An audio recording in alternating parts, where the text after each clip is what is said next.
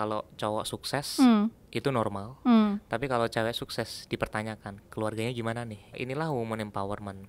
Ini tentang masa depan, tentang saat ini yang kita harus perjuangkan. Melanjutkan misi It Starts With You Journal, di program ini aku mengajak berbagai figur inspiratif untuk bercerita tentang perjalanan meraih mimpi dan kekuatan mindset yang dimiliki. Aku percaya hidup itu harus diperjuangkan. Believe in yourself, cause everything starts with you. Episode ini disponsori oleh Avo Group. Happy International Women's Day! Di bulan Maret ini, It Starts With You The Series akan menghadirkan beberapa sosok laki-laki untuk membagikan perspektifnya tentang perempuan dan kesetaraan gender. Karena kesetaraan gender itu bukan hanya tugas perempuan, keterlibatan dan kontribusi laki-laki juga tidak kalah penting untuk mendukung isu ini. Nah, dalam rangka perayaan International Women's Day, momentumnya kan pas banget nih untuk kita ngebahas tentang isu kesetaraan gender. Topik tentang gimana sih perempuan dan laki-laki itu bisa saling membantu, bisa saling kerjasama untuk membuat impact yang positif pada dunia tuh selalu lebih menarik. Dan biar lebih menarik lagi, kali ini kita menghadirkan perspektif laki-laki. Jadi di episode It Starts With You The Series kali ini sudah hadir nih satu sosok laki-laki, seorang pengusaha sukses di industri beauty, pernah dinobatkan menjadi salah satu Forbes 30 Under 30 dan lewat perusahaannya Avo Group yang perkembangannya tuh pesat banget, growingnya cepat banget. Sosok ini secara aktif selalu mendukung gerakan woman empowerment dan juga sustainability. Dua hal yang cocok banget dengan tema International Women's Day kali ini. Dan dia adalah Anugrah Fakerti. Halo. Selamat pagi. Selamat pagi. Pagi terus ya pokoknya, mau pagi, siang, sore, malam. Apa kabar, An? Kabar baik, Mbak Ani. Kabar baik ya. Semangat ya pasti 2022. Pastinya. Iya. Nggak sabar nungguin buat bikin sesuatu dan kejutan yang lainnya di tahun ini. Oke, jadi 2021 dan sebelum-sebelumnya tuh udah selalu banyak sesuatu, tapi masih banyak lagi ya yang akan kejutan-kejutan baru dari Avo Group. Pasti ya, keren banget. An, kan ininya banyak banget ya prestasinya nih. Dan orang tuh kalau misalnya nggak tahu tentang siapa sosok di balik Avo Group gitu ya, itu tuh kayak kan nggak kebayang ya. Terus pas tahu ternyata laki-laki dan umurnya masih 25 apa 26? 28. Oh 28 sekarang 28 tapi tetap masih di bawah 30 tuh pasti pada kaget gitu. Nah pengen tahu dong gimana sih ceritanya ya, terutama mungkin bisa dikilas balik nih dari masa kecil dulu. Gimana sih dulu masa kecilnya, mungkin didikan orang tuanya gitu sampai bisa bikin Aan yang seperti sekarang. Dulu ceritanya dari Blora, aku dari Blora, lahir 93. Oke. Kecil dan tumbuh di Blora sampai SMP. Selama sekolah dan tumbuh di sana, orang tua tuh sangat tegas dan disiplin dalam mendidik. Oke. Karena ya kita ada di kota kecil yang mana infrastruktur pendidikan tuh nggak sekencang di kota besar. Ya, jadi, apalagi pada saat itu ya. Apalagi pada saat itu sekisaran sampai 2005. Jadi otomatis orang tua memberikan yang terbaik dan mencoba memberikan apa yang mereka punya untuk tumbuh kembang aku pada saat itu. Terus ya ingat banget adalah hampir setiap level of pendidikan itu disuruh ikut sekolah olahraga. Olahraga. Jadi maksudnya di luar sekolah yang formal ada kegiatan olahraga juga. Iya. Oke. Jadi SD itu sekolah sepak bola sama renang. SMP disuruh ikut tenis. Dan dari perspektif olahraga itu ke bawah sampai sekarang, disiplinnya, kemudian juga gimana kita belajar tentang apapun yang teamwork ada di teamwork itu benar-benar dipelajarin dan ke bawah sampai sekarang. Makanya di Avo Group juga ini ya, sering banget ada kegiatan olahraga. Iya, kita punya kayak ekstrakurikuler lah kalau di sekolahan gitu. Main bola bareng sama tim, kumpul bareng kayak gitu. Dan pas kecil itu di Blora juga, pas di kota-kota besar mungkin kayak bahasa Inggris tuh udah common gitu. Cuma di Blora pada saat itu enggak tahu sih. Iya. Jadi ngerti banget SD itu udah dilesin. Sementara kalau di kota besar mungkin anak kecil aja udah pada pinter ngomong bahasa Inggris. Dan itu yang kayak ngebikin orang tua sangat visioner dalam melihat, dan kemudian SMA-nya akhirnya memutuskan buat pindah ke Jogja. Pindah ke Jogja, itu emang sama keluarga apa sendiri? Sendiri. Oh jadi udah merantau ya? Sendiri merantau, tapi ikut saudara di Jogja, di SMA, terus 3 tahun di SMA itu juga banyak banget yang kemudian merasakan apa yang udah diajarin sama orang tua selama di Blora sebelumnya, kayak jadi ketua organisasi di bidang olahraga, event, musik gitu juga, jadi yang handle dan jadi yang bikin event, salah satu event terbesar pada saat itu pas SMA. Kuliah masih di Jogja, padahal pada saat itu pengen itu sekolahnya ke Jerman. Wow. Pengen ambil kedokteran, cuman kayak orang tua punya perspektif lain. Akhirnya di Indonesia dulu, kemudian ambilnya S1 di Universitas Islam Indonesia, ambil teknik informatika. Ngerasa salah jurusan. Salah jurusan, kenapa tuh?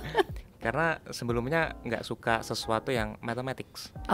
Sementara engineering itu kan sangat kompleks, technical, math, dan jadi kayak kurang suka awalnya, ngerasa salah jurusan, hampir tiap kuliah tuh ngerasanya lama banget gitu. Tapi dari situ kalau dibiarin juga makin lama gitu kan. Akhirnya memutuskan semangat terus deh, biar kuliahnya cepat, lulusnya cepat, biar cepat juga cari sekolah yang nanti dipengenin. Untuk S2-nya ya? Iya, S2. Akhirnya lulus, 3,5 tahun udah lulus, terus S2 ambil manajemen MBA di Gajah Mada. Dan itu lebih sesuai ya? Lebih sesuai, karena merasa kayak tiap mata kuliah itu banyak cerita atau studi kasus yang disenengin gitu. Jadi udah kelihatan banget sih ya, dari kecil kayak bibit-bibit unggulnya gitu, memang dari kecil tuh aktif banget dan punya orang tua tuh yang visioner ya. Terus kayak bisa dibilang outlier juga nggak sih, seorang laki-laki dan juga dari kota kecil tapi bisa sukses sekarang di dunia beauty yang sebenarnya kan lebih relate dengan dunia perempuan kan gitu. Nah itu gimana tuh ceritanya bisa tiba-tiba kepikiran bikin Avoskin dulu kan yang pertama? Avoskin paling awal. Kalau dibilang sukses sih long journey ahead. Cuman ceritanya dari 2014 pas kuliah pulang student exchange dari ASEC. Itu pas S1-nya pas S2? S1. Dan itu cari-cari pendanaan pas itu ke proposal satu company ke company yang lain, terus ke kampus juga. Dan pas di sana harusnya 2 bulan, cuman gara-gara ada insiden di Ukraine Timur, di message sama embassy buat pulang lebih cepat. Akhirnya memutuskan daripada pulang, lanjutin perjalanannya, naik bis ke Krakow. Perjalanan dimulai. Perjalanan dimulai itu kayaknya ya pertama kali. Maksudnya di awal-awal, makanya kamu sampai sekarang tuh senang banget traveling ya. Iya, awal-awal dari situ kayak membuka perspektif dan banyak hal yang di luar kendali, tapi akhirnya kita belajar tentang mentalitas. Nah, kemudian pas balik ada KKN kalau di perkuliahan dulu, itu mikir kok teman-teman itu banyak banget yang pakai produk-produk yang bisa dikatakan nggak ada izinnya. Jadi di awal tuh udah tahu ya bahwa kayak ini kalau yang namanya skincare atau makeup tuh harusnya ada izinnya gitu-gitu. Ya tahu banget, karena SMP, SMA itu sering diajakin ke dokter kulit sama orang tua. Jadi mama pas SMP, pas masih di Blora, sering ngajakin ke dokter kulit. Sementara pas aku SMA di Jogja suka ke kayak klinik sendiri gitu. Jadi cari tahu. Iya, udah gitu. Terekspos dari kecil ya. Iya, sudah cukup terekspos dari kecil. Terus ngerti dari perkembangan teman-teman tadi, suka hasilnya yang cepet. Kayak seminggu udah ada hasilnya. Sudah 2 shade lebih terang gitu ya. Putih instan dan lain-lain. Itu kayak nggak make sense. Dan mereka standar untuk cantiknya juga nggak masuk akal gitu. Akhirnya pengen deh kayak coba belajar industrinya, pengen tahu gimana dari luar tuh kayak gimana. Terus akhirnya kesimpulannya adalah memulai beauty brand Avoskin pada saat itu dengan tujuan untuk kasih sesuatu yang lebih natural, tapi tetap di balik itu ada science yang mendukung. Yes. Dan secara brand sendiri, local brands beda banget sama sekarang. Iya, waktu itu masih pemain-pemain lama banget ya. Pemain-pemain lama, cuma yang aku lihat adalah dengan adanya Avoskin harapannya kita bisa menjadi sparks di industri dan mulai pelan-pelan, nggak harus langsung, tapi punya kontribusi dari setiap stage atau journey yang kita jalanin gitu. Awalnya ada 2 teman yang menjadi co-founder juga, dimulai dari kosan. Dan dua-duanya cowok kan? Dua-duanya cowok. Kosan cuman kecil banget, 2,5 kali 2 mungkin ya itu. Sampai ke ada satu kosan yang kosong, pas kita sedikit lebih berkembang, kamarnya kosong, bapak kosnya nggak pernah ke situ, Mbak. Kita pakai buat gudang. Diam-diam dipakai. Diam-diam dipakai buat gudang. Ini cerita pertama yang belum pernah di-spill di tempat Wow. lain. Ada orang yang pergi lagi di kosannya, bapak kosannya masih nggak pernah visit ke situ. Oke. Makin ditambah Jadi tempat. ada 2 kamar ya. Harusnya bayar sewa 3 kamar tuh ya. Harusnya 3. Cuman terus ketahuan dan kita akhirnya bayar. Jadi udah nggak ada utang ya Nggak sekarang ada ya. utang. Dari situ kita ya pas itu masih bertiga, kayak tiap ada pengiriman packing bareng, kirim ke logistiknya bareng-bareng. Jadi benar-benar packing sendiri gitu, kayak tulis alamat dan lain-lain Tulis alamat, gitu ya. iya. Ini berarti tahun berapa sih, An? 2014. 2014 tuh waktu itu berarti udah lulus S1-nya belum? Belum. Oh, itu belum lulus lagi S1. nulis skripsi mulai. Oke, jadi itu kuncinya gitu ya, nggak suka sama pelajarannya ya udah explore sesuatu aja, mungkin bikin bisnis, terus tadi ikutan student exchange, terus kayak ya udah gimana caranya biar kuliahnya tuh cepet selesai gitu. Benar. Keren. Mindsetnya emang udah luar biasa dari dulu berarti. Thank you. Terus Terus dari situ ngajakin teman-teman yang lain, masih skopnya teman kampus. Beberapa diajak untuk gabung dan beberapa emang sampai sekarang masih join dan ya kita berkembang dari tahun ke tahun dan senang banget karena progresif. Dan yang kita lihat nggak cuma dari Avoskinnya, tapi di Avo kita launch beberapa brand baru. 2017 kita keluarin Luke Cosmetics. Lagi pakai lipstiknya. 2018 kita launch La Coco untuk ke second dan third tier cities di Indonesia. Kemudian juga kita keluarin retail My Skin But Better di tahun 2020 kemarin. Terus ada yang paling baru lagi kan? Yang paling baru 2021 kemarin kita ngeluarin OAC Laboratories. Wow. Luar biasa. Jadi selama pandemi malah produktif banget ya? Iya, karena ngelihat ekosistem industrinya semakin ramai dan kita berusaha untuk kalau bisa portfolionya ini juga nyambung dari satu ke yang lain. Makanya ada retailnya, brands-nya juga kita lebih variatif, terus punya segmen sendiri-sendiri dan misinya sendiri-sendiri. Contohnya Avoskin dan La Coco kita concern banget di women empowerment dan juga green beauty concept. Sementara di OAC Laboratories kita concernnya di blue beauty. Marine ini ya, environment, ocean.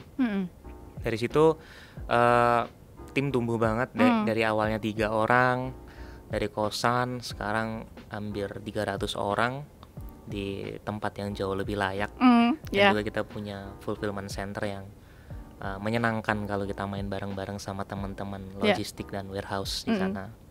Keren. Aku masih mau nanya banyak banget nih tentang Avo Group-nya, tapi sebelum itu kan tadi kalau dilihat dari perjalanan Aan dari kecil dulu gitu ya, kayaknya tuh banyak momen-momen yang memang you decide to be the driver's seat of your life gitu loh, kayak gue mau ini coba itu gitu, nggak menunggu opportunity itu tuh datang gitu. Everything starts with you, kayak judul segmen ini gitu. Nah, momen apa sih yang menurut Aan tuh dari dulu sampai sekarang, momen kayak it starts with you terbesarnya gitu, ada nggak? Kalau ngerasa yang paling bikin kayak mentalitinya tumbuh itu pas student exchange. Pas student exchange itu ya, benar-benar situasinya sangat kompleks. Ingat banget pas masuk ke airport itu ditahan dulu ke satu ruangan gitu, ditanyain sama petugas imigrasinya, diajak selfie. Karena dia bilang 1 tahun terakhir nggak ada orang Indonesia yang masuk ke situ. Wow. Dan sempat ada statement dari embassy. Nah, pertama kalinya juga dapat email dari embassy logo Garuda tuh. Berasa banget ya kayak orang Indonesianya gitu. Orang Indonesianya itu Ukraine mau ditutup perbatasan bordernya, jadi harus cepat-cepat keluar. Dan itu kayak momen yang mengasah mentalitas banget sih, karena benar-benar di luar kendali dan nggak nyangka ternyata ada perjalanan hidup yang kayak gitu. Bukannya pulang gitu malah ya udah coba-coba ke negara lain Negara malah. lain ya. Dan dari dulu suka banget bermimpi, kayak kalau pengen sesuatu ditulis dan ditempel di ruangan kamar gitu. Pengen 2012 tuh nulis pengen ke Barcelona. Oh gitu. Gitu ya, pengen nonton bola karena fans Barcelona. Dan ternyata dari tragedi tadi di Ukraine, jalan ke Krakow, jalan ke Budapest, terus lagi jalan gitu lihat tiket promo ke Barcelona, cuman kalau rupiah cuma 400.000. 400.000, wow, worth it beli banget. tiket, terbang ke Barcelona, ya. Dan itu semua dilakukan sendirian. Wow. Akhirnya kayak mikir sesuatu yang sebelum tidak pernah diduga, malah bikin ke mimpi yang kita pernah mimpiin sebelumnya. Gitu. Jadi itu sesuatu yang wow, empowering banget ya momen itu benar, ya. Benar. Keren. Oke, sebelum pertanyaan serius selanjutnya, kita mau main ini dulu deh. Spin the wheel dulu, An. Oke. Udah hadir nih An di sini, spin the wheel. Tinggal diputar aja, di spin aja. Nanti ada pertanyaannya yang keluar sesuai dengan angka yang terpilih. Tada! An itu introvert atau extrovert? Lebih ke introvert. Introvert sama. Enggak sih, aku mungkin kayak lama-lama ambivert sih. Kenapa introvert? Kayak ya merasanya lebih seneng sendirian. Ya. Kayak makanya suka traveling sendiri juga. Iya benar. Terus kayak lebih malah dapat ide-ide baru ya ketika baru lagi sendiri. Ya, kayak lebih merasa damai kalau sendirian. Cuman ada part yang extrovertnya juga, kalau dekat sama orang ya rame gitu. Gitu sih. Situational. Tapi Bisa dikondisikan gitu. Lebih ke introvertnya. Oke, berikutnya An, Lagi. kita putar lagi. Tadi angka 8 ya. Oke. Sekarang buku favorit Aan, ada nggak sih yang benar-benar life changing, yang direkomend banget, yang bisa mengubah perspektif hidup? Self-driving. Self-driving. Dari Profesor Renal Kasali. Oke, dari Profesor Renal Kasali. Tentang apa tuan? Tentang kayak ya posisi kita sebagai driver atau passenger. Oke. Kalau kita pengen jadi driver, kita kan harus punya mentality dan lain-lain ya. Yeah. Tapi kalaupun kita jadi passenger, harus jadi good passenger. Ya kadang kan ada penumpang yang udah jadi penumpang tapi nggak kritik yang membangun gitu, tapi lebih ke ngejelek-jelekin di belakang dan lain-lain. Nggak produktif. Tapi kalau good passenger kan lebih buat konstruktif gitu kan, bareng-bareng tahu kalaupun ada yang salah dikoreksi nggak apa-apa. Kurang lebih seperti itu, tapi isinya jauh lebih kaya lagi. Lebih kaya lagi ya. Oke, satu kali lagi. 9 best advice yang pernah Aan terima, itu apa sih, dan kayak masih dipegang terus gitu sampai sekarang? Ya, terus menjadi orang yang baik. Terus menjadi orang itu simple ya, tapi simple banget, bermakna banget gitu. Karena kayak kalau kita jadi orang baik, apapun yang kita lakukan pasti tujuannya ke sana, dan kayak hidup sekali kalau kita nggak ngebikin sesuatu yang punya makna sampai itu kayak menyesal. Dan ya kontribusi lainnya adalah dari statement itu, kalau kita melakukan hal baik juga bakal datang ke kita. Ya. Dan setiap hari itu selalu ada yang bisa kita lakukan ya untuk bisa terus-terusan menjadi orang yang lebih baik lagi. Betul. Itu dari siapaan? Dari Bapak. Oh, wow. Jadi kan waktu pertama kali bikin Avoskin itu kan dari kamar kos kan ya, kecil gitu. Dulu tuh pernah kebayang nggak sih kalau beberapa tahun kemudian tuh akan sebesar sekarang, akan punya berapa tuh? 5 brand atau business unit, ada 300 tim dan lain-lain, tuh kebayang gak sih? Kalau dari impiannya dari dulu kayak pengen ke arah sana, cuman nggak menyangka waktunya lebih cepat dari tujuan itu gitu. Karena kita ya nggak memulai dari sesuatu yang besar, itu pun dari modal sendiri.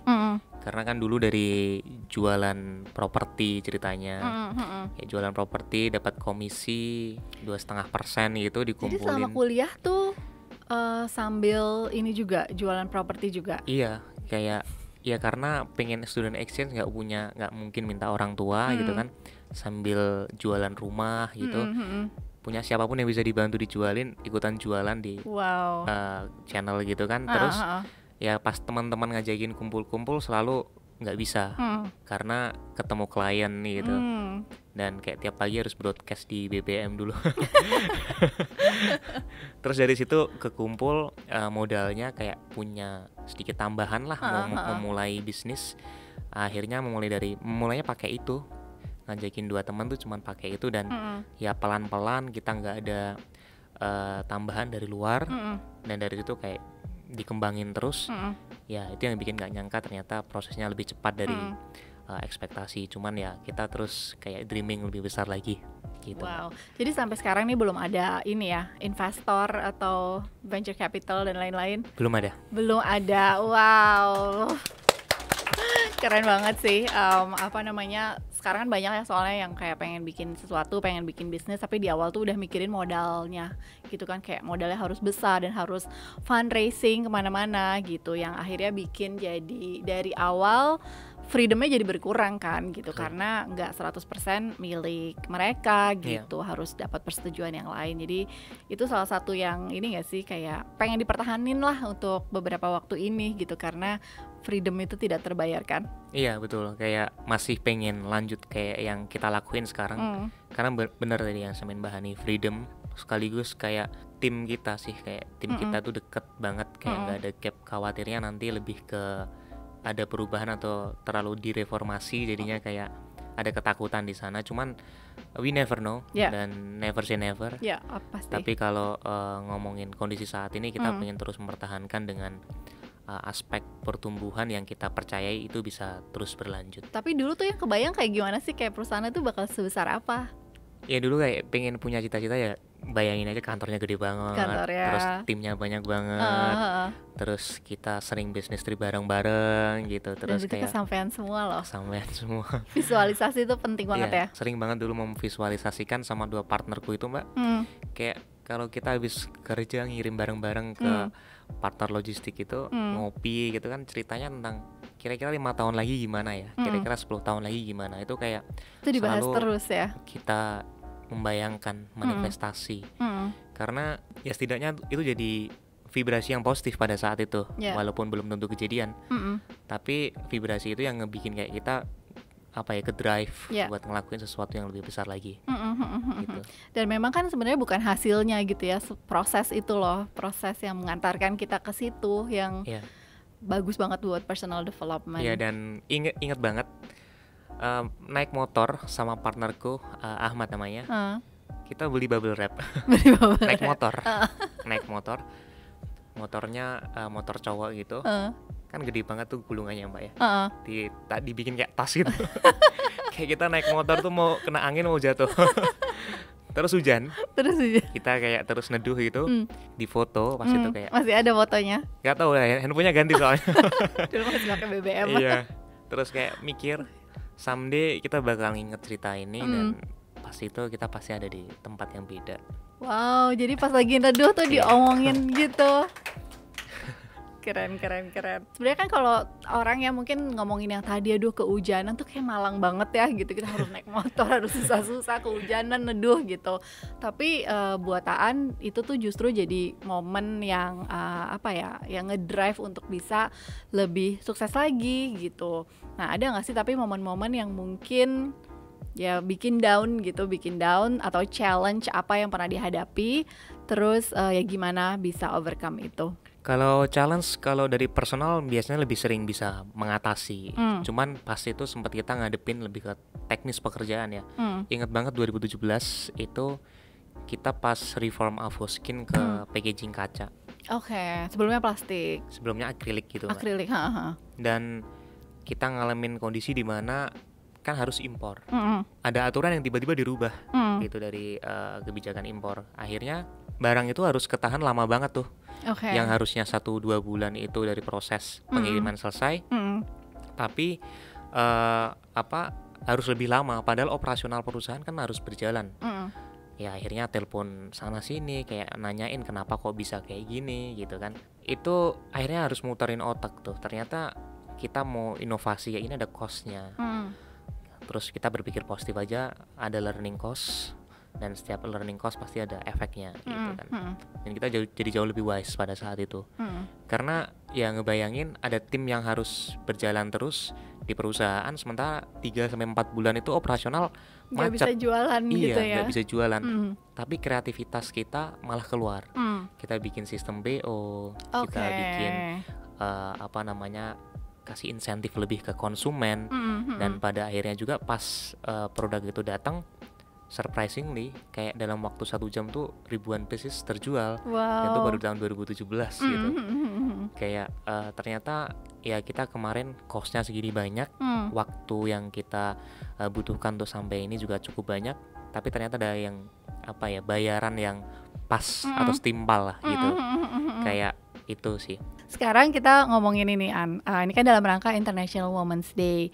Kalau ngomongin International Women's Day ya pasti kan ngomongin tentang perempuan ya, tentang perempuan. Dan tema kali ini adalah, maksudnya tema tahun ini dari International Women's Day adalah Changing Climate, Equality Today for a Sustainable Tomorrow gitu. Dan one of the reasons you're here adalah karena memang Avo Group itu salah satu perusahaan yang mendukung banget pergerakan perempuan dan juga tentang sustainability, ya nggak sih? Nah, boleh dong diceritain kayak seberapa banyak sih tim perempuan di Avo Group, terus kayak apa yang udah dilakukan gitu ya untuk mendukung, karena yang namanya perempuan pasti juga punya keterbatasannya gitu kan. Apa aja yang sudah difasilitasi atau didukung dari Avo Group, dan boleh diceritain juga kan banyak tuh yang tentang mendukung lingkungan, tentang kebun binatang dan monyet itu ya, nanti boleh diceritainan. Jadi kalau background dari kenapa kita memiliki kepercayaan bahwa harus ada equality adalah kita ngelihat peran wanita di Indonesia itu cukup terbatas, terlebih di kota-kota yang jauh lebih kecil gitu. Dan kalau menurutku pribadi ya Mbak ya, masalah yang mendasar adalah karena faktor pendidikan di sana. Tapi yang bikin ini jadi jauh terus berkembang adalah faktor socioculture. Kayak kalau cowok sukses itu normal, tapi kalau cewek sukses dipertanyakan keluarganya gimana nih gitu kan. Biasanya di beberapa terlantar atau enggak gitu ya, rusak atau broken home apa enggak gitu. Di beberapa bagian kayak gitu.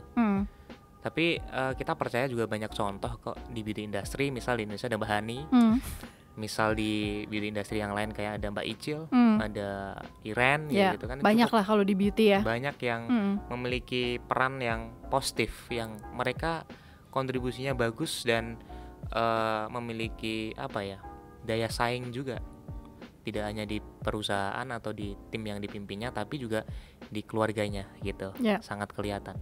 Nah dari sisi itu kita harus melihat bahwa kalau wanita perannya dikesampingkan, nggak boleh nih, harus ada intervensi dari sisi swasta maupun dari sisi pemerintah, entah itu dari law atau apa. Nah akhirnya ya kita berperan dari sisi swasta, punya kendali atas perusahaan. Aku pas itu kayak memberikan persepsi kita harus lebih banyak wanita di Avo.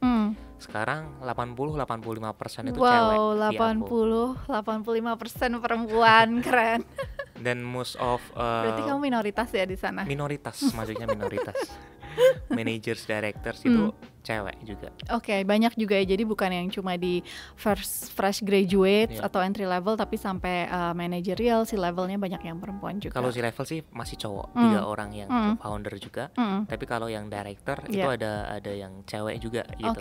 Manager, eksekutif gitu. Dan percaya banget kayak mereka ternyata memiliki kontribusi yang positif. Dan kalau kita ingat gitu, pas kecil sekolah rata-rata kalau di top 10, top 5 itu rata-rata cewek. Kalau ranking gitu ya.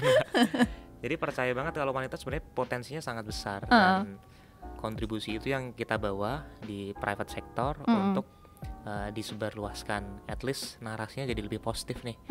Di Avo kita memiliki budaya seperti itu, dan mereka tidak hanya menjadi dikesampingkan perannya, tapi memiliki peran yang fungsional serta pengambil keputusan. Dan mereka keren-keren banget. Dan kita di Avo juga akhirnya memberikan ada moral support, kayak ada ruang laktasi gitu untuk karyawan yang nanti bawa anak dan menyusui. Terus ada juga kayak kebijakan 7 days working from home atau working from everywhere, untuk mereka memiliki keluasaan berkumpul dengan keluarganya, anak maupun suaminya, sehingga masih ada kualitas di rumah tangga gitu. Terus di kantor juga pernah ada momen di mana meeting gitu masih ada kayak yang bawa anak. Dan kita nggak apa-apa. At least itu gestur yang ditunjukkan oleh perusahaan untuk mendukung ibu-ibu yang punya anak dan bekerja. Karena peran itu kan sangat sulit ya Mbak ya. setidaknya kalau mereka diberikan kedekatan dengan anaknya, peran suaminya jadi lebih positif. Oke, istriku menghasilkan dan istriku masih bisa ngurusin anak. Aku lanjutin deh, nggak usah dilarang-larang. Dan tapi ini masih PR. Ini baru kita lakukan di internal. Pandangan-pandangan itu nggak cuma datang dari wanita, tapi dari pria juga harus mendukung. Sementara di AVO kan minoritas masih pria. Kalau kita menyampaikan bahwa yang di empower ini nggak cuma wanita, tapi prianya juga, supaya memiliki perspektif yang sama ataupun ekuivalen lah dengan apa yang wanita mau.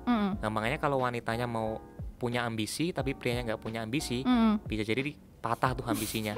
Tapi kalau punya ambisi dan didukung, ambisinya akan terus berlanjut. Nah, kalau pria di empower lebih banyak lagi, mungkin akan lebih banyak lagi wanita-wanita Indonesia yang lebih positif. Dan kita yakin karena kalau dilihat yang 49% populasi di Indonesia ini wanita. Benar. Nggak tahu nih istilahnya 5 tahun 10 tahun yang akan datang tumbuh lagi nggak persentasenya. Kalau misal tumbuh tapi itu nggak dimanfaatkan untuk sesuatu yang lebih baik untuk wanita itu sendiri, berarti kita kehilangan potensi 49% itu untuk tumbuh kembang negara maupun istilahnya itu kan akan turun ke anak kita juga gitu. Itu yang harus kita lakukan, dan at least AVO melakukan itu, dan kita memberikan ruang untuk wanita berkembang dan tidak ada batasan untuk impian dan ambisi mereka. Keren. Thank you. Jadi peran perempuan tuh buat AVO Group itu kan bukan cuma sebagai konsumen aja ya. Timnya juga bukan sekedar ya karena kita punya produk untuk perempuan ya kita harus punya lah orang-orang perempuan juga di dalamnya. Tapi memang mereka-mereka ini punya peran yang sangat-sangat besar ya. Betul. Dan ngomong-ngomong kayak sustainability kan itu juga berlanjut ke masa depan ya Mbak ya. Kayak yang dilakukan oleh AVO yang mengacu ke bagian yang tadi adalah ya kita harus memberikan kontribusi yang positif ke planet. Kita kemarin adopsi orangutan, Aquaskin 2 ekor, Lakoko adopsi 1 ekor bekantan, dan OEC yang baru di launching 2021 kita kayak punya fokus bekerja sama dengan pihak ketiga menyelamatkan hiu tikus di Pulau Alor. Karena ya sebelum menjadi kelangkaan semuanya harus ada pembatasan. Kalau kita lihat sekarang arahnya ke sesuatu yang lebih hijau, green economic, bahkan ada kesepakatan Paris yang menurunkan emisi sampai 0% 2050. Ya kalau kita melakukan hal kecil, mungkin kalau ngeliat skopnya besar tuh nggak berasa. Tapi kalau itu dilakukan bareng-bareng, sesuatu yang lebih kecil, reforestasi misal seperti yang kita lakukan di tahun 2021, baru banget kemarin kita juga melakukan reforestasi mangrove di Jogja. Itu kan tujuannya adalah untuk kontribusi positif buat planet di masa yang akan datang.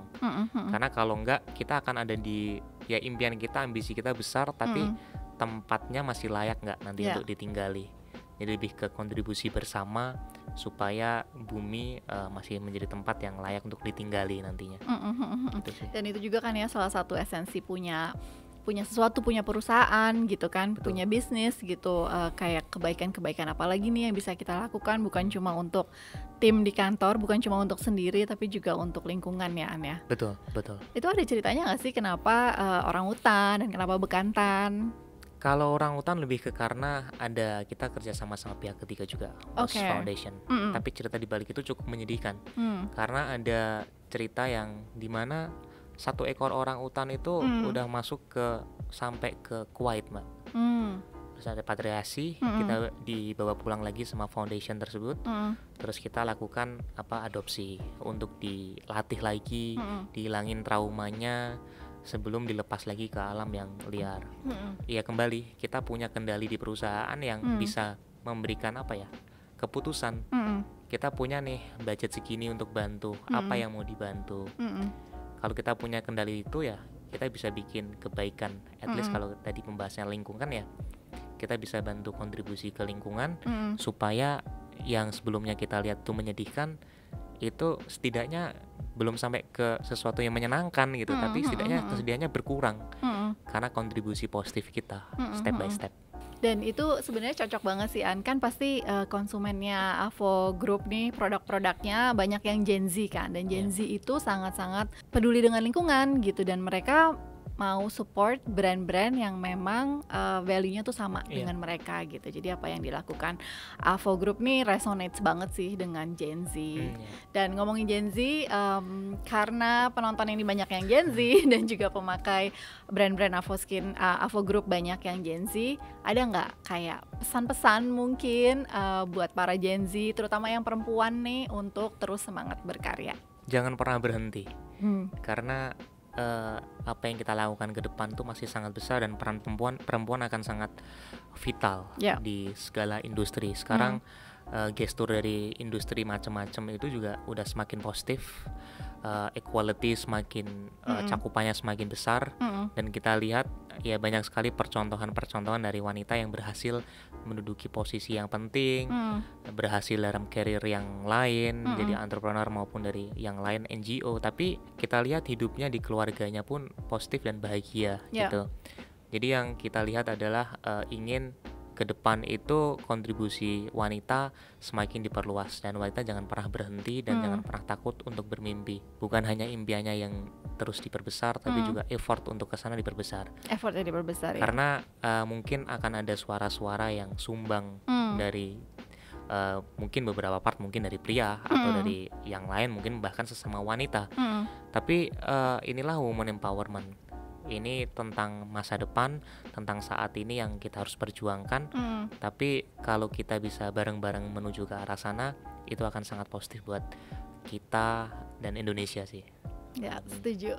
Jadi jangan pernah berhenti ya, karena emang kalau aku ngeliat tuh kayaknya perempuan tuh selalu memikirkan kehidupannya tuh dalam berbagai tahap gitu kan. Kayak oke, mau kuliah, mau kerja, terus nanti nikah gitu. Terus kayak dia udah ngebayangin role-nya dia tuh ketika di pernikahan tuh mau seperti apa, terus nanti ketika hamil, punya anak dan lain-lain gitu. Jadi kadang-kadang otomatis tuh kalau ngomongin mimpi atau kerjaan, karir, karya dan lain-lain tuh jadi nggak nomor satu lagi gitu. Padahal ya harusnya tetap harus bisa fokus ya ke mimpinya itu gitu. Dan ketika kita mau, pasti nanti kita akan menemukan ini nggak sih, lingkungan yang memang support itu gitu. Iya, betul. Agree banget untuk itu Mbak Ngani. Tadi tuh sempat dibahas sedikit ya tentang workation gitu. Itu tuh tadi kita tuh bahasnya pas on camera apa off ya? Tapi anyway, yang seru banget kalau dari Avo Group itu adalah mereka punya program yang namanya workation. Itu salah satu yang kalau mereka lagi posting-posting di Instastory, aku berharap tim FDN jangan ngeliat gitu. Karena nanti jadi pengen daftar ke sana gitu. Nah, mungkin boleh diceritain itu kan salah satu value yang dimiliki oleh Avo Group ya. Selain itu apalagi sih value-value yang dimiliki? Tapi ceritain dulu tentang workation itu. Workation kita sebenarnya sama-sama kerja sih. Nggak liburan full. Working while on vacation kan. Aku sih 2019 kita kerja dari Jepang. Wow.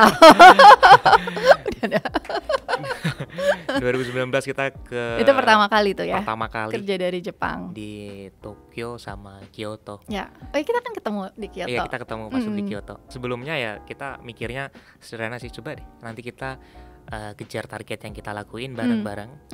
Habis itu kita merayakannya bareng-bareng. Kita nanti merayakannya tetap kerja tapi sambil liburan. Di Jepang sambil lihat nanti sakura gitu kan.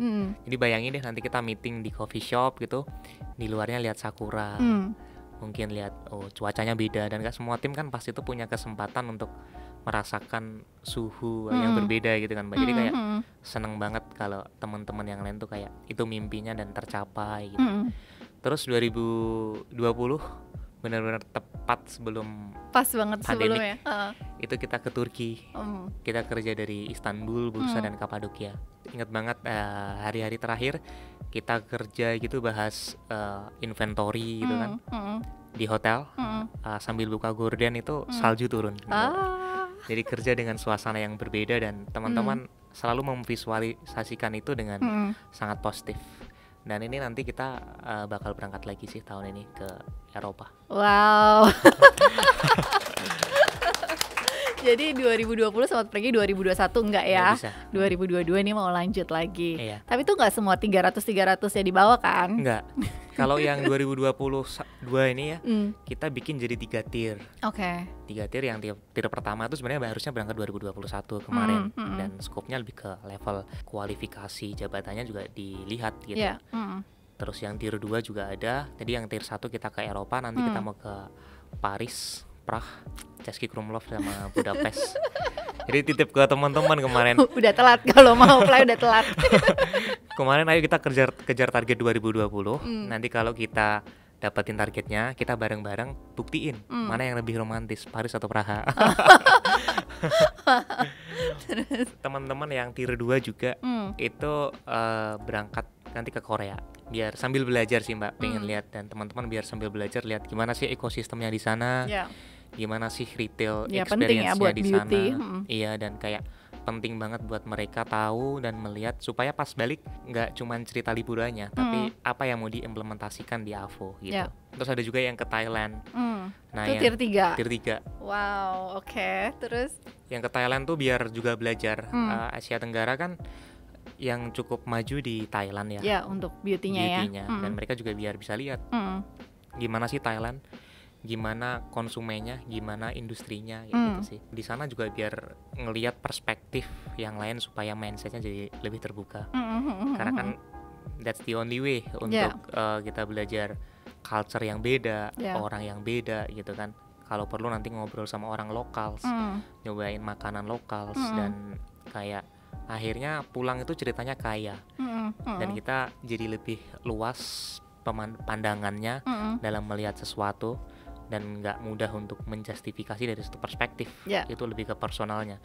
Kalau grupnya ya, kalau individunya kayak gitu semua, kita akan jauh lebih positif. Benar, gitu sih. Benar. Itu nanti mereka akan 3 tier itu akan pergi bersamaan apa? Beda-beda. Di waktu yang beda. Terus selama ini apa aja sih An kayak udah ngelihat manfaatnya, impact positifnya dari workation itu? Atau mungkin ada produk-produk yang khusus nih ternyata itu terciptanya ketika lagi workation? Kalau dari yang paling kelihatan sih dari people-nya sih Mbak. Lebih etos kerjanya beda banget. Mereka kerjanya nggak cuma dari sekedar KPI, tapi biasanya beyond KPI. Ya kalau aku ngelihat sih ya, bahkan itu kan sebenarnya opsional, mau ambil cash atau mau ambil experience. Oh gitu, jadi bisa ngambil cash dan kalau ambil cash pun nggak masalah. Cuman kayaknya nih generasiku ya, milenial sama Gen Z ini cukup senang sama experience, makanya mostly ambilnya itu gitu. Kalau belum berkeluarga, jadi kayak mereka akhirnya punya pengalaman yang positif, dan pertama di company itu individunya berubah dan kasih kontribusi positif banget. Yang kedua mereka jauh lebih loyal ke perusahaan. Akhirnya kayak all out lah ke apapun yang dilakuin ke perusahaan, bahkan tanpa diminta mereka berinisiatif sendiri dan pada tempatnya gitu. Kayak itu makanya kita lanjutin terus. Tapi kita bakal lebih perkaya nih workation. Sama ini kan kemarin AVO ada program MT gitu kan. Salah satu top 3 MT-nya tuh nanti bakal dikirim short course gitu kan ke executive education, ke top kampus. Workation-nya nanti bakal diperkaya buat ke arah sana juga. Kayak kita pingin juga short course di beberapa tim supaya ya lagi-lagi punya perspektif, dan ini lebih luas karena ada sektor cross industry di kelas yang diikutin. Itu tujuannya sih. Akhirnya nanti ya kita pengen bikin company culture yang lebih kuat, karena kan ini masih awal banget, perjalanannya masih panjang. Kalau kita bisa melakukan itu ke tim, kita ya berbicara sistem yang jangka panjang sih ini. Dan buat yang belum kebagian jalan-jalan kan jadi memacu semangat kan, supaya tahun depan bisa ikutan. Betul banget. Gitu. Tadi tuh ngomongin short course ya, executive education. Tadi kita udah bahas ya kalau An ini udah S1 dan udah S2, dan ternyata tidak berhenti di situ aja gitu kan. Masih terus semangat belajar ya, dan kemarin sempat ambil short course juga kan? Iya, ambil eksekutif di Cambridge. Ngambil executive education di Cambridge di UK. Ada nggak sih value-value lain dari AVO Group yang bisa di-share? Kalau value yang paling penting ya, yang aku ingetin ke tim itu adalah ethics. Karena kita ada di adapt yang ketimuran gitu. Etika kita tuh penting banget, dan kita ngelihat kayak lama-lama nih kalau orang terlalu spesialis gitu, mengesampingkan etik bahaya nih dari sisi peradaban gitu kan.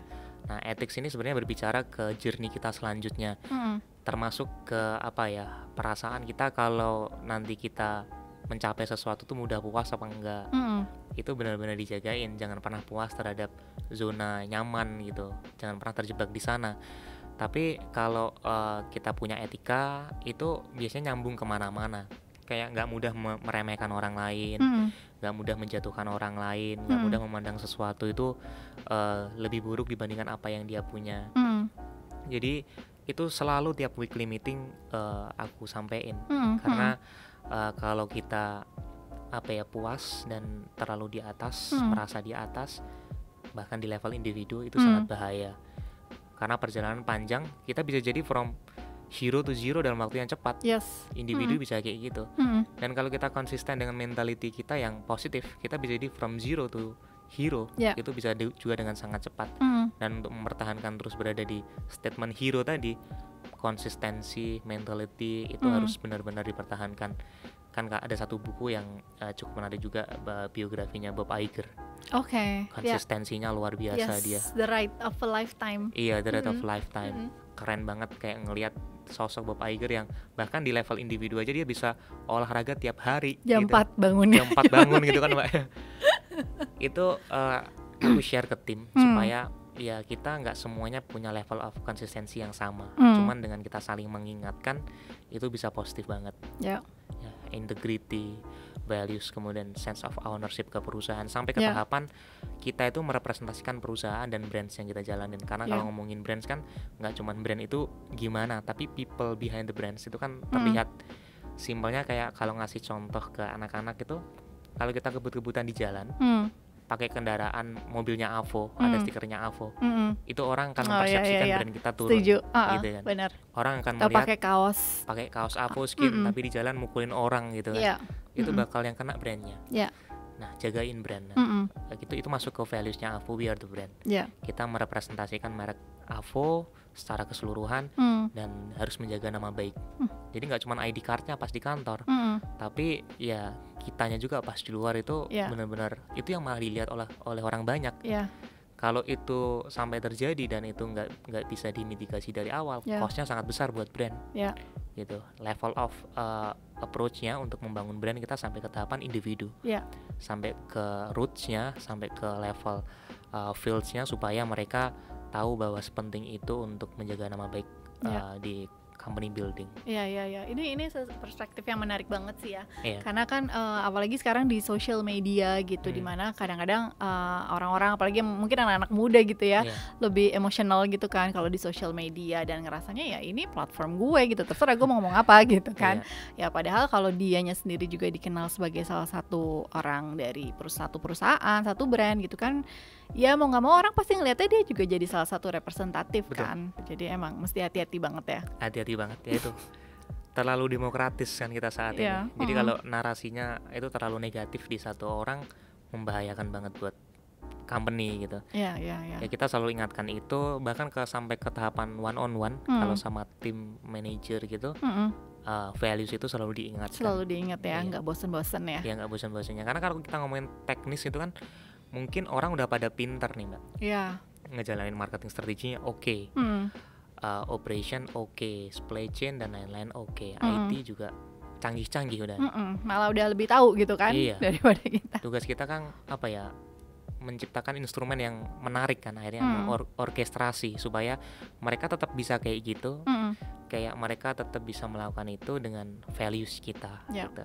Ngomongin tentang value ya An, dengerin ceritanya An barusan tuh emang bikin aku kayak semakin yakin ya sebenarnya value sebuah company itu adalah value foundernya gitu kan. Gimana dia menerapkan ya value-nya dia dan disebarkan ke gimana company itu beroperasi gitu. Nah, ada value apa lagi sih An tadi selain yang udah diceritain? Iya, tapi salah satu yang harus di-highlight adalah kita berkontribusi juga di NTT Mbak. Jadi kayak kita support penenun-penenun lokal Toraja Melo melalui social enterprise. Ya, ini berarti masih kaitannya dengan Avo Group, gimana mendukung perempuan ya? Betul, perempuan dan sustainability. Jadi kayak kita melihat bahwa perempuan-perempuan di Indonesia Timur itu punya potensi tadi. Karena mereka pertama dari kondisi ekonominya kan sangat jauh berbeda gitu. Dan kita melakukan kontribusi dalam rangka untuk menaikkan taraf ekonominya mereka. Melalui Toraja Melo, kita berkontribusi untuk mendorong penenun lokal itu karyanya bisa naik level. Jadi dibantu untuk melalui pameran-pameran. Kemudian jadi dibuka jalan dan aksesnya ya. Dibantuin marketingnya gimana. Sampai kita bantuin gimana nih kalau kita bikin sesuatu yang lebih sustainable. Kayak bikin nanam pohon kapas supaya nanti ambilnya dari sana, terus nanti dijual juga tenunnya itu ada cerita yang lebih kaya gitu. Tahun lalu itu sempat kehit sama ada bencana gitu di sana. Jadi ini sebenarnya udah lama ya? Udah lama. Tahun lalu sempat kehit sama bencana dan kayak akhirnya mengulang lagi. Ada beberapa dari penenun lokal tuh yang meninggal. Tapi di sana itu semangatnya sangat positif. Akhirnya kontribusi itu terus dilanjutkan walaupun ini kondisinya mengulang lagi. Tapi itu juga tidak menyurutkan semangat kita. Nah, awal mula itu langsung kita jembatani. Afuskin kemarin kayak berkolaborasi dengan penenun lokal bikin pouch. Nah, pouchnya itu dari story yang ada di sana gitu. Supaya kalau mereka dijembatani itu kan aksesnya cuma sampai ke tahapan pemasaran untuk saat ini. Kondisi dunia lagi kayak gini. Kontribusi kita ya apa yang bisa langsung berasa nih secara ekonomi di mereka. Oke, kita kolaborasi aja. Secara ekonomi kan direct. Kita beli pouchnya dari mereka gitu. Ekonominya jalan terus, kita juga punya story yang kuat memperkenalkan ini local brands. Kontribusinya juga dari penenun lokal dengan pouch yang kita pakai kayak gitu. Harapannya sih ini terus kita lanjutkan dan Sparks ini juga didorong oleh industri yang lain supaya jadi ekosistem yang jadi lebih luas. Jadi social enterprise dan juga private sector yang komersilnya bagus itu bisa saling berkolaborasi. Gitu. Itu udah ada berapa banyak penenunnya di sana? Angka tepatnya lupa sih Mbak Ani. Cuman cukup banyak ya yang kemarin dari tahun 2019 bahkan kita mulai. 2018 kita mulai. Terus 2020 kita masih perkuat, 2021 off karena ada gempa bumi tadi. Gitu. Banyak banget nih yang dilakukan dan aku yakin pasti kedepannya akan lebih banyak lagi nih rencana-rencananya. Boleh dong di-share rencana jangka pendeknya apa aja dan jangka panjangnya tuh apa aja? Kalau untuk AVO sih kita pengen terus memberikan inovasi yang tentunya bakal selalu kita jalankan karena DNA-nya kita innovation, namanya AVO Innovation Technology. DNA kita inovasi itu terus kita lakukan dari tahun ke tahun, entah itu melalui produk baru maupun portfolio kita yang baru. Cuma yang jangka panjang kita pengen lebih inklusif lagi, kita ingin lebih melibatkan lebih banyak lagi wanita juga di mungkin C-level nantinya, yang sekarang masih pria semua. Terus mungkin juga dari sisi tim ke bawahnya kita equip terus insight, knowledge dan juga values supaya naik level terus. Jadi tidak hanya di level staff tapi dia bisa terus berkembang ke atas. Terus dari environment juga kita sangat positif. Terus dari tahun ke tahun itu nggak sesuatu yang tidak pernah luput dari pembahasan setiap awal tahun. Gimana kita kontribusi ke planet tahun ini gitu. Apa aja yang mau kita lakuin. Karena ini kan langkah tahunan tapi dampaknya panjang banget nanti. Generasi selanjutnya ngomongin tentang climate change, ngomongin tentang emisi karbon, ngomongin tentang bumi yang lebih menghangat. Lebih dari sekedar itu, kita berbicara tentang dampak yang lebih bahaya adalah kerusakan yang lebih luas gitu. Ini yang kita lakukan untuk jangka panjang. Jadi lebih ke ngomongin akhirnya stability kalau jangka panjang. Kalau dunianya oke, buminya oke, ini stability dari ekosistem bisnisnya juga pasti baik-baik saja gitu. Terus kita juga lebih karena tim jauh lebih besar, kayak tumbuhnya tiba-tiba weekly meeting ada report 20 orang mas bergabung hari ini. Ini kan ada tantangan yang tersendiri Mbak. Gimana nih values itu tetap tersampaikan sampai bawah.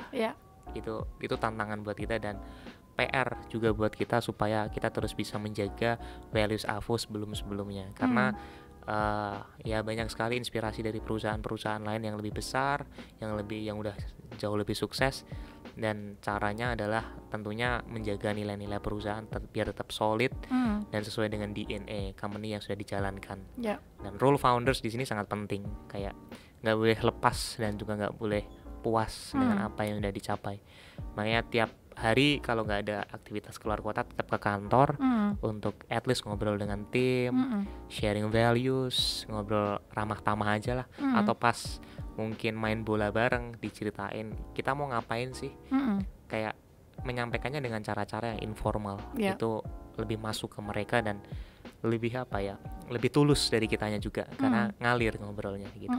Avoskin, Lakoko, Oesi, Luke, kemudian MSBB, kita bakal terus yakin dan kasih kontribusi ke beauty industry di Indonesia, karena kita ngelihat ini bakal sangat positif di beberapa waktu yang akan datang. Dan apalagi inovasi dari industrinya kita lihat sekarang kayak keren banget. Keren banget, kita lihat kayak cepet banget, keren banget, dan itu yang membuat kita jauh lebih semangat lagi. Kalau ngomongin tentang tadi ya product innovation, penasaran deh kayak untuk sekarang tuh kalian tuh lagi ngebahas buat tahun berapa sih sebenarnya, kayak product launch buat kapan? Tahun ini ya bakal ada beberapa product launching. Dan tapi yang lagi di develop nih kayak untuk tahun berapa nih? Kan biasanya kalau di beauty brand itu jauh beberapa tahun dari sebelumnya kan? Kita sampai ke 2 tahun ke depan. Sampai 2 tahun ke depan. Udah ada pembahasan. Udah ada di pipeline ya. Karena kalau kita terlalu jauh juga itu kayak akan bertanya-tanya relevan nggak nanti sih gitu. Tapi kalau terlalu cepat juga itu akan make sense nggak sih dikembangkan terlalu cepat gitu. Lebih ideal kayak kita bikin 1-2 tahun itu cepat, karena trennya cukup cepat ya Mbak berubah. Kayak tiba-tiba keluar 10 produk yang sama, padahal ini janjian apa gimana sih, kan nggak juga padahal. Karena udah dari sebelum-sebelumnya. Iya, kayak tiba-tiba di waktu yang sama, di bulan yang sama gitu contohnya, kayak kita ngeluarin ini gitu, yang lain juga ada yang ngeluarin, padahal nggak janjian loh, kok bisa sama ya gitu juga. Menunjukkan industrinya ini sangat cepat perkembangannya. Nah kalau harapannya apa nih An buat industri beauty di Indonesia ke depannya? Industri beauty di Indonesia lebih ke kita ngelihat kolaborasi sih Mbak. Aku pengen ngelihat kolaborasi yang ada di Indonesia itu lebih positif lagi, karena pasarnya ini sangat besar. Kalau kita ngelihat ngomongin ekonominya kan konsumsi ya kalau Indonesia yang mayoritasnya kan. Jadi kayak kuenya masih sangat besar dan kita masih bisa sangat improve lagi dari industrinya. Jadi kolaborasi antar beauty brandnya itu sendiri ya? Antar beauty brand ataupun ekosistem yang lain ya. Beauty brand dengan influencer, beauty brand dengan media, beauty brand dengan aspek yang lain yang masih relate, atau mungkin lifestyle dimasukkan ke scope kolaborasi. Kayak misal ada yang kolaborasi dengan permen misal, atau kolaborasi dengan food and beverages yang lainnya, itu sangat possible. Mungkin lah ya. Dengan kayak gitu narasinya jadi jauh lebih indah lagi gitu tentang kolaborasi, dan orang semakin lebih teredukasi. Ini loh local brands gitu. Local brands melakukan inovasi kayak gini. Orang pada akhirnya tuh akan lebih percaya ke local brands. Kalau orang lebih percaya ke local brands, percakapannya juga bakal jauh lebih banyak tentang local brands. Kalau kayak itu akan menciptakan local companies tumbuh, ekosistemnya juga akan tumbuh. Dan secara kue ekonominya nanti harapannya itu akan lebih banyak ke lokal industri. Kalau kayak gitu ya lah, tentunya dampaknya akan sangat besar, penciptaan lapangan pekerjaan, tentang kontribusi juga. Kalau lokal sih kita yakin akan kasih feedback juga ke lokal. Gimana nih kayak kita lakukan ke adopsi orangutan, reforestasi dan lain-lain.